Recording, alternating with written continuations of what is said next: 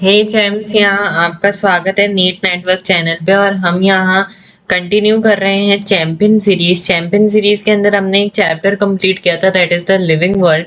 और आज champion series के अंदर हम सेकंड चैप्टर कर रहे हैं जो क्लास 12 का चैप्टर है, that is the microbes in human welfare. तो let's quickly start this chapter ताकि हम इस चैप्टर को कंप्लीट रिवाइज कर पाए विद इन 15 to 20 मिनट्स। तो जो टॉपिक्स कवर हैं इस चैप्टर के अंदर वो है microbes in household product, microbes in industrial product, microbes in sewage treatment and the bio fertilizers and the bio control agent. अगर आप जैसे ही अब सबसे पहले हम अपना यहाँ चैप्टर स्टार्ट करते हैं, तो अगर आप यहाँ देखेंगे स्क्रीन पे तो मैंने यहाँ कुछ फिगर्स हमारे पास एनसीईआरटी में गिवन है।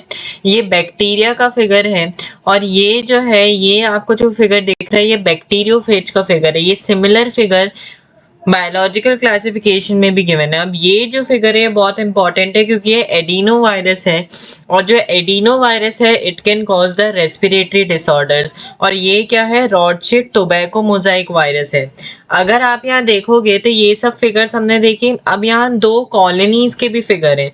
ऐसे ये बैक्टीरियल कॉलोनी है और ये है फंगल कॉलोनी। और बैक्टीरियल कॉलोनी फंगल कॉलोनी जो है they can grow on the nutritive media to form their colonies. तो ठीक है, तो ये एक जनरल एस्पेक्ट गिवन है in the intro of this chapter. अब हम स्टार्ट करते हैं with the microbes in the household product. तो सबसे पहला हमारे पास यहाँ क्या आता है, प्रोडक्शन ऑफ द कर्ड, दही कैसे बनता है। तो दही को जो बैक्टीरिया प्रोड्यूस करता है वो है लैक्टोबैसिलस, या इसको हम लैक्टिक एसिड बैक्टीरिया भी कहते हैं। And it grow in milk and convert the milk into the curd. अब कर्ड के बेनिफिट्स क्या हैं? कर्ड जो है it improve the nutritive quality by increasing the vitamin B12 content and in our stomach it play an crucial role and check for the disease causing organism. तो curd के ये दो roles हैं। अब कर्ड बनता कैसे है? सबसे पहले हम क्या करते हैं कि एक स्मॉल अमाउंट ऑफ कर्ड जो है मिल्क के अंदर ऐड करते हैं एज द इनोकुलम या एज द स्टार्टर। और वो जो इनोकुलम होगा it contain the million of the lactic acid bacteria. फिर जो लैक्टिक एसिड बैक्टीरिया है they will multiply at a suitable temperature.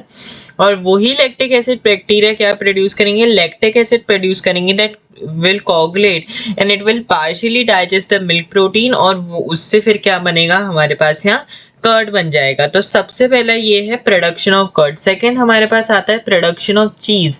अब जो चीज है it is one of the oldest food items in the history. और different varieties of चीज हम खाते हैं, जैसे पिज्जा में भी अलग अलग डिफरेंट वेराइटीज ऑफ चीज होती है that is known by their characteristic texture, flavor and taste। अब जो हमारे कोर्स में वो दो चीज़ है, एक स्विस चीज़ है और एक रॉकेफोर्ट चीज़ है। स्विस चीज़ जो है it is produced by the bacteria propionium shermanii and this cheese has a large holes due to the large production of the CO2 gas. और जो रॉकेफोर्ट चीज़ है it is produced by the fungus Penicillium roqueforti. और ये जो fungus है ये इस चीज़ को क्या करता है, एक पर्टिकुलर फ्लेवर प्रोवाइड करता है। तो ये हमारे पास किसके बारे में हो गया, चीज के बारे में हो गया। स्विस चीज कौन सा बैक्टीरिया प्रोड्यूस करता है, प्रोपिनोबैक्टीरियम शर्मानी। और रॉकेफोर्ट चीज जो है that is Penicillium roqueforti, that is the fungus. अब हमने यहाँ कर्ड और चीज कर लिया है। अब हमारे पास यहाँ आता है production of dough and bread. तो देखो जो डो है that is use for making dosa and idli, it is fermented by the bacteria. जो हम डो यूज करते हैं डोसा और इडली को बनाने के लिए, it is fermented by the bacteria. And the dough that is use for making the bread, it is fermented by the yeast, that is the Saccharomyces cerevisiae. और इसको हम क्या बोलते हैं, इस यीस्ट को बेकर्स यीस्ट भी बोला जाता है। इस ईस्ट को क्या बोला जाता है, बेकर्स ईस्ट भी बोला जाता है। अब हमारे पास क्या क्या आता है, ट्रेडिशनल ड्रिंक्स आता है। ट्रेडिशनल ड्रिंक्स में जो एनसीईआरटी का एग्जांपल है that is the toddy. It is the traditional drink of the southern India and it is made by fermenting the SAP of the bamboo. तो ये हमें यहाँ क्या रखना पड़ेगा, याद रखना पड़ेगा। ऑल्सो जो माइक्रोब्स हैं they are also use to ferment the fish, soybean and the bamboo shoots in order to make the food. तो ये हमारे पास हो गया microbes in the household product. इसमें हमने प्रोडक्शन ऑफ कर्ड के बारे में समझा, प्रोडक्शन ऑफ चीज के बारे में जिसमें हमने दो चीज की, स्विस चीज और रॉकेफोर्ट चीज, फिर ट्रेडिशनल ड्रिंक्स के बारे में हमने देखा, फिर production of dough and bread के बारे में हमने समझा। ये जो सीरीज रहेगी इतनी ही फास्ट रहेगी, तो थोड़ा सा आपको चैप्टर का यहाँ क्या रहना चाहिए, नॉलेज रहना चाहिए। अब हमारे पास आता है माइक्रोब्स इन इंडस्ट्रियल प्रोडक्ट। सबसे पहला हमारे पास यहाँ आएगा फर्मेंटेड बेवरेजेस। तो फर्मेंटेड बेवरेजेस जो होता है, जैसे जो अल्कोहलिक ड्रिंक्स हैं, these are also produced by the same bacteria that is used for the preparation of the dough of the bread, that is the Saccharomyces cerevisiae. इस ये जो यीस्ट है इसको क्या बोला जाता है, इसको हम ब्रूअर्स यीस्ट बोलते हैं। Now this yeast is used for fermenting the malted cereals and the fruit juices in order to produce the ethanol. ठीक है, अब जो अल्कोहलिक ड्रिंक्स है ना, उसको बेसिस जो है that is type of the raw material use. कौन सा हमने रॉ मटेरियल ने यूज किया, उसके बेस पे डिफरेंट डिफरेंट टाइप की अल्कोहलिक ड्रिंक्स होती है। एक को डिस्टिलेशन के साथ प्रोड्यूस किया जाता है, एक को विदाउट डिस्टिलेशन प्रोड्यूस किया जाता है। तो वो अल्कोहलिक ड्रिंक्स जिनको डिस्टिलेशन के साथ प्रोड्यूस किया जाता है that is whisky, brandy and rum, और इनमें अल्कोहलिक कंटेंट बहुत ज्यादा होता है। और वो अल्कोहलिक ड्रिंक्स जिन that is produce without the distillation, वो वाइन और बियर है, और इनमें क्या होता है, अल्कोहलिक कंटेंट कम होता है। तो जिसको डिस्टिलेशन के साथ कर रहे हैं उसमें अल्कोहलिक कंटेंट ज्यादा है, और जिसको विदाउट डिस्टिलेशन कर रहे हैं उसके अंदर अल्कोहलिक कंटेंट कम है। अब हमारे पास आता है एंटीबायोटिक्स। एंटीबायोटिक्स अगर आप देखोगे तो ये ग्रीक वर्ड से बना है, जिसमें एंटी का क्या मतलब है, अगेंस्ट, और बायो टिक्स का क्या मतलब है, लाइफ। तो मतलब एंटीबायोटिक्स जो है इस ग्रीक वर्ड से हम समझेंगे तो it is means the against life. मतलब ये है क्या, एंटीबायोटिक्स जो है ये केमिकल सब्सटेंसेज हैं which are produced by the microbes and they kill या retard the growth of the disease causing organism. तो that is mean by the antibiotics. और जो फर्स्ट डिस्कवर्ड एंटीबायोटिक है उसके बारे में समझते हैं, that is penicillin. Penicillin was the first antibiotic to be discovered. और इसको किसने डिस्कवर किया था, अलेक्जेंडर फ्लेमिंग जी ने डिस्कवर किया था। वो क्या कर रहे थे, वो अपने बैक्टीरिया स्टेफाइलोकोकस बैक्टीरिया पे काम कर रहे थे, और उन्होंने पेट्री डिश में ये ऑब्जर्व किया कि एक मोल उग गया है, that is the fungus, and mould was Penicillium notatum. और ये जो मोल है ये केमिकल प्रोड्यूस कर रहा है, that is the penicillin, that is destroying the life pattern और destroying the colony of the bacteria Staphylococcus. तो ये पेनिसिलिन की डिस्कवरी तो अलेक्जेंडर फ्लेमिंग जी ने की, पर इसको जो फुल पोटेंशियल है as antibiotic it is bring up by the two scientist, that is Ernest Chain and the Howard Florey. Chain of Florey ji ने लाया था, और फ्लेमिंग चेन ऑफ फ्लोरे को नोबेल प्राइज मिला था इन 1945। अब ये जो पेनिसिलिन है it is used to treat the American soldiers that is wounded in the world war two. जिनको चोट लगती थी अमेरिकन सोल्जर्स को वर्ल्ड वॉर टू में, तो पेनिसिलिन यूज किया जाता था एज अ एंटीबायोटिक। तो ये एंटीबायोटिक हो गया। अब हमारे पास नेक्स्ट आता है that is the chemicals enzyme and the bioactive molecule. तो यहाँ सबसे पहले बात करते हैं हम जैसे जो एस्परजिलस नाइगर है दैट इज द फंगस, वो सिट्रिक एसिड प्रोड्यूस करता है, एसिडोबैक्टर एसिटिक एसिड प्रोड्यूस करता है, क्लोस्ट्रीडियम ब्यूटिलिकम जो है ब्यूट्रिक एसिड प्रोड्यूस करता है, और lactobacillus bacteria lactic acid produce करता है। ठीक है, फिर ये तो सर सब एसिड्स के बारे में हो गया। फिर आते हैं लिपेजेस। लिपेजेस जो हैं it is used in the detergent formulation and remove the oily stains from the laundry। जो lipases enzymes हैं ये क्या है, detergent formulation में यूज किए जाते हैं and they remove the oily stains from the laundry। फिर pectinases और proteases enzyme जो हैं they clear the bottle juices। ठीक है, ट्राइकोडर्मा पॉलिस्पम जो एक फंगस है ये क्या है, ये साइक्लोस्पोरिन ए प्रोड्यूस करता है, और इसको इम्यूनोसप्रेसिव एजेंट की तरह यूज किया जाता है। मतलब अगर कोई ऑर्गन डोनेट किया है और ऑर्गन डोनेशन के बाद बॉडी का ग्राफ्ट रिजेक्शन होता है, तो उस ग्राफ्ट रिजेक्शन को सप्रेस करने के लिए ये इम्यूनोसप्रेसिव एजेंट्स दिए जाते हैं, ठीक है। फिर हमारे पास आता है मोनेस्कस परप्यूस जो एक यीस्ट है जो स्टेनिन्स प्रोड्यूस करता है। अब स्टेनिन जो है वो कोलेस्ट्रॉल लोअरिंग एजेंट है और ये कॉम्पिटिटिवली इनहिबिट करता है वो एंजाइम को that is responsible for the synthesis of the cholesterol. फिर हमारे पास आता है streptokinase it is produce with the Streptococcus bacteria और ये मॉडिफाइड है बाय द जेनेटिक इंजीनियरिंग और इसको क्लॉथ बस्टर की तरह यूज किया जाता है for the patients that are undergoing the myocardial inflection that is leading to the heart attack. तो ये सारे केमिकल्स हो गए, एंजाइम्स हो गए, बायोएक्टिव मॉलिक्यूल्स हो गए जिनके बारे में पता होना चाहिए। उस पर रिपीटिवली नीट के अंदर क्या आता है, क्वेश्चन आता है। अब हमने यहाँ microbes in household product और इंडस्ट्रियल प्रोडक्ट कर लिया है। अब हम यहाँ सीवेज ट्रीटमेंट देखते हैं।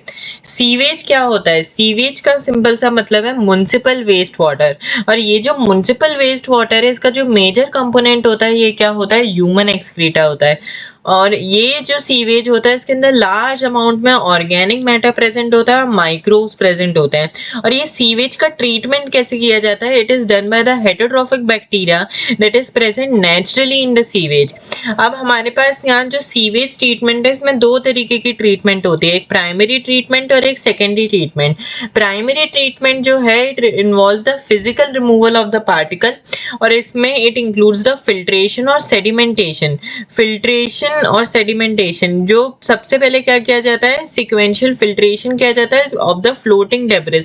जो सीवेज में ऊपर ऊपर जो चीजें तैर रही होती है उसको रिमूव किया जाता है बाय सीक्वेंशियल फिल्ट्रेशन। और जो ग्रिट है that is the soil and the small pebbles present in the sewage it is remove by the sedimentation.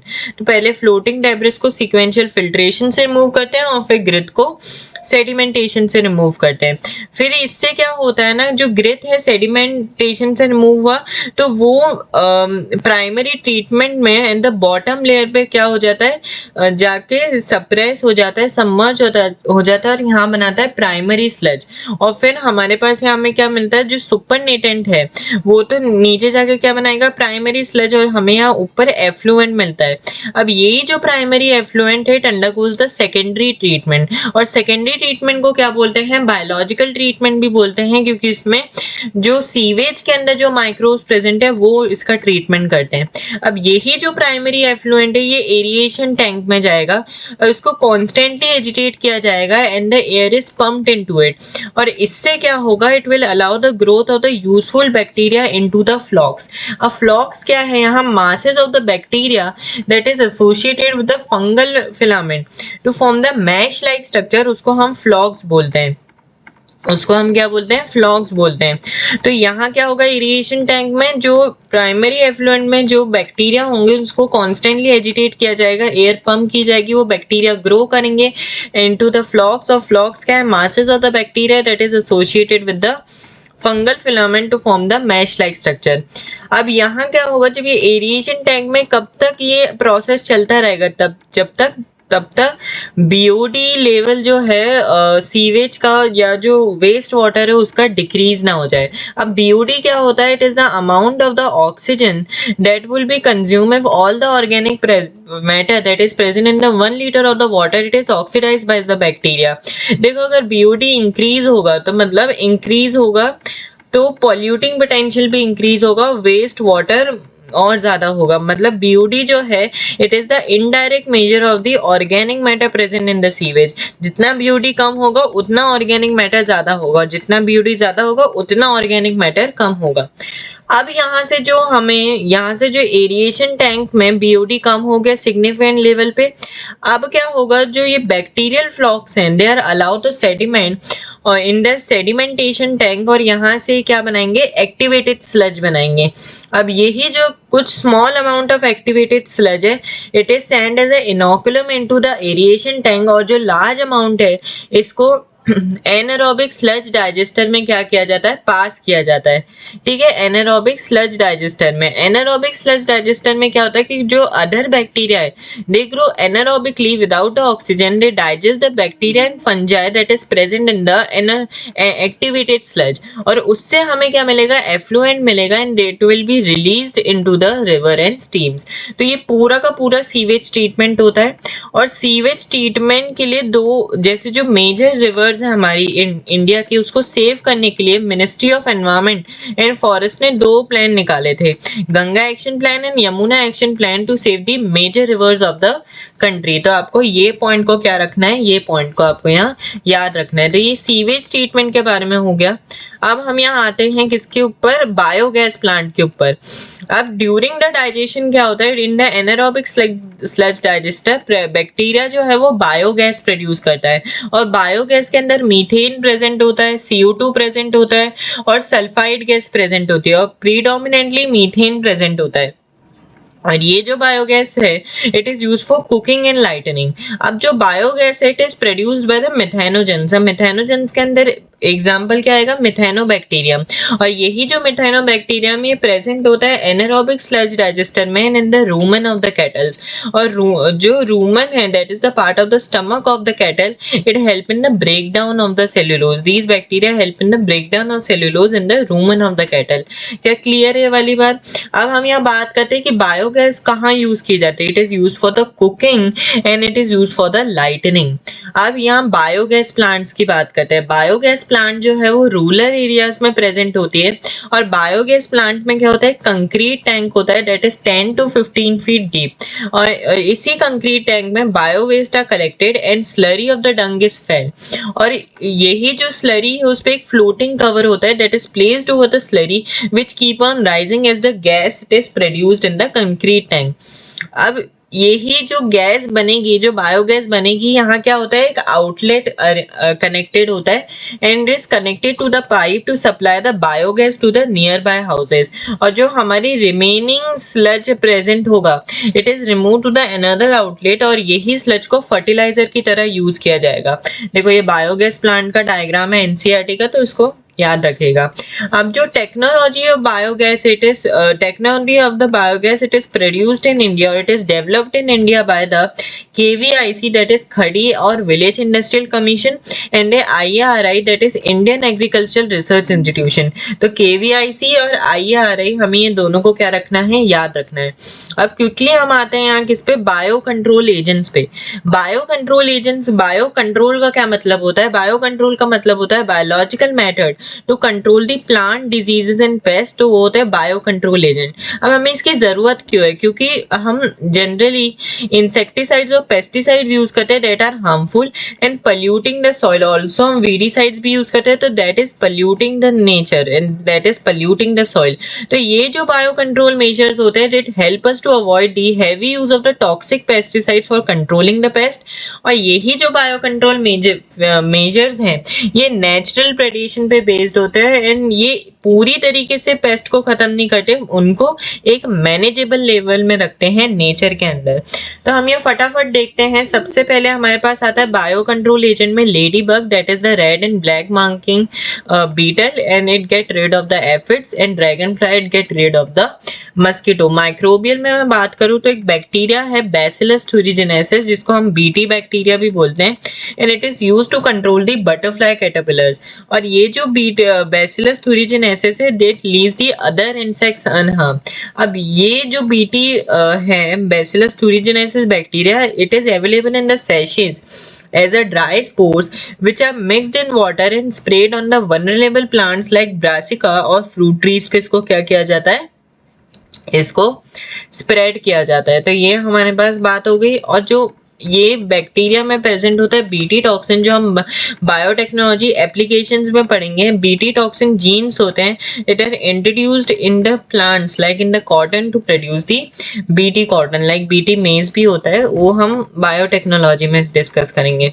अब हमारे पास यहाँ आता है next that is the Trichoderma species. ये फ्री लिविंग स्पीशीज है and common in the root ecosystem, effective bio control agent है for the several plant pathogens. फिर अगर that is for the treatment of the plant disease Trichoderma species use की जाती है। फिर जो बेसुलो वायरस है it attack the insect and other arthropods, और जो मेजॉरिटी ऑफ बेसुलो वायरस है वो एक जीनस से आते हैं न्यूक्लियोपॉलीहेड्रो वायरस।